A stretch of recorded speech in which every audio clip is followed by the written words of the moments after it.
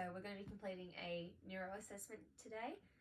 So just going to be focusing on the neuro assessment. So for here we would have already considered if our scene safety had been done, our PPE, general appearance, primary survey, and secondary survey for history taking if needed.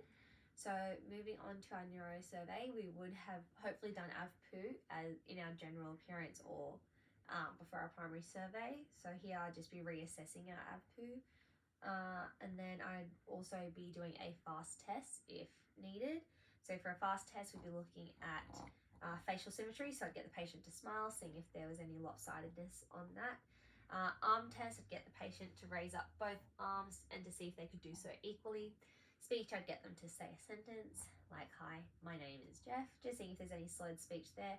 And time would also record the time that any abnormalities had been recorded for the patient if they knew, or if they begin to present. I would also have a look at AEIU tips to see if that could be a cause for any neurological abnormalities that we might be experiencing. So for that, A, we'd be looking at alcohol acidosis, E, epilepsy, I, insulin, O, opiates, U, uremia, T, trauma, I, infection, P, psychosis, and S, we'd be looking at stroke and syncope.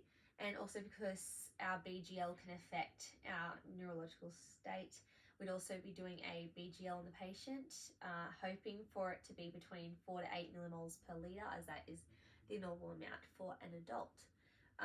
We'd also be doing GCS for this patient. So the GCS score is broken up into 3 separate areas. You have your eyes, which is a score out of 4. 4 being the eyes respond spontaneously, 3 they respond to verbal communication, 2 to pain, and 1 to nothing.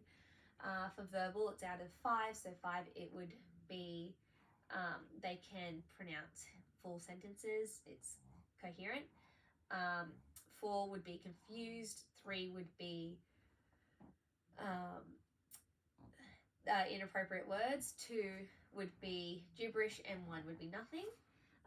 Also we have motor, which is a score out of 6. 6 is they can complete the commands that are asked for them. 5, they withdraw to pain. So if I was to create painful stimulus, they would withdraw to that. 4 would be they could flex at pain. So at painful stimulus, a physical reaction is still produced. 3 would be decorticate. 2 would be decerebrate, and 1 would be no pain. Would be no movement. So best case scenario, we would have GCS of 15. From here, I would use my pen light, which we also have at res school, and I would be doing a pupil test to be seeing if I pearl. So covering, coming in laterally, just checking to see if the pupils are equal and reactive to light. Here I'd also be noting on the size of the pupils in millimeters. I'd also be doing a big H test, getting the patient to follow my pen light, or just to follow my finger as I go along, just to test for nystagmus. And I would also have a look at your cranial nerves for your eye muscles. And I'd be communicating any of these findings to my partner or the family if needed. From here, I'd also be doing additional tests for any other neurological symptoms. So I'd be completing my Koenig's and my Brzezinski's test for meningitis. So for the Brzezinski's test, I would raise up the legs, and if their head was to flex in, that would consider a positive test there.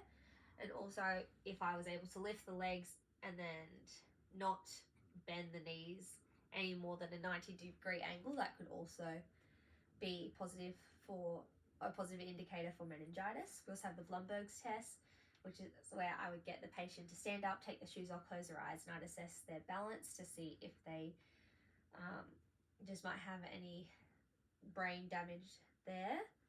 And I'll also be looking at a coordination test, and I'd also be taking into account any cranial nerves tests, which I would be completing if I was suspicious of any damage to those nerves. And then just transporting to hospital if considered.